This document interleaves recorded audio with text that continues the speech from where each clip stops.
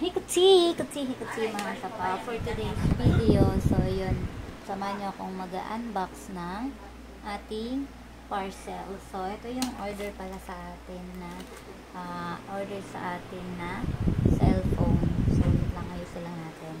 So, open ko pang isa, ano kasi yung signal natin sa live. So, kaya video na lang yung ginawa natin. So, ganito siya. Ayan yung ating item. Silyadong-silyado. So, open na natin. Talagang silyado ito. Hirap pa itong pangbukas. Nawawala na naman kasi yung pang-open ko ng ano eh. Ginamit lang namin na iburong oil yun eh. Ba't nasaan na ba yun?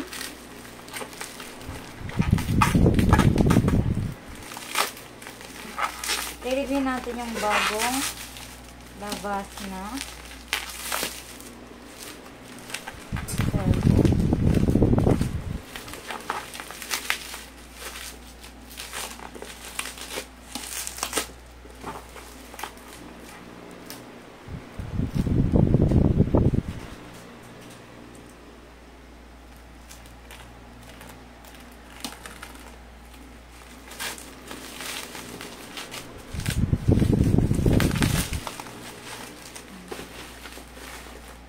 ating Tecno Transformer. Ang ganda ng kanyang design, guys. Ayan, transformer siya. Ayan. So, ito pala ay meron siyang 4GB RAM, 256 storage. So, pwede nyo siyang i-extend yan, guys. Ayan. Kulay black dito. Wala naman yung isa. Ang ganda. Ayan. Ito, ano siya? Transformer. Ayan. So, diba? Yung isa naman. Alam, pareho lang to eh. Pero, syempre, unboxing natin pareho.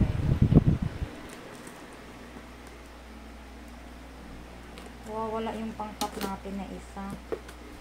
Hindi makita kung nasaan. Ay, save mali. Ano kung ano ka.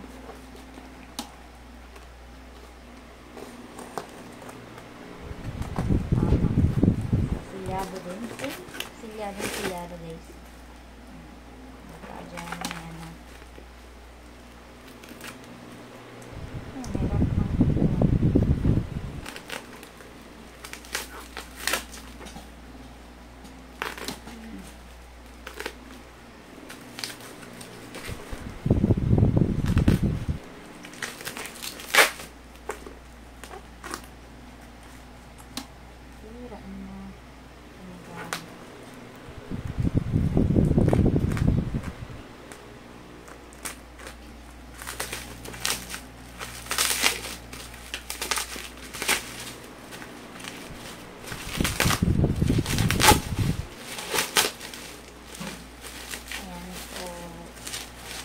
Naghanap ng affordable na cellphone, very good itong bagong Tecno 30C kasi nga bukod sa abot kanyang presyo niya, meron pa ng 256 na storage, o diba, saan pa pa, kaya ayun, sobrang ganda niya guys.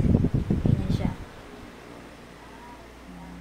So meron na din siyang ano to eh, kapas na yung storage niya, tapos meron na din siyang dual symmetrical speakers, full SIM big volumes DTS. Meron na din siyang 18 watts fast charging, and meron na din siyang 50 megapixel sa main camera niya. Tapos octa-core processor na din siya, naka IP54 na din siya. So para sa naghahanap ng mga na cellphone, goods na to, nakapasok sa budget. So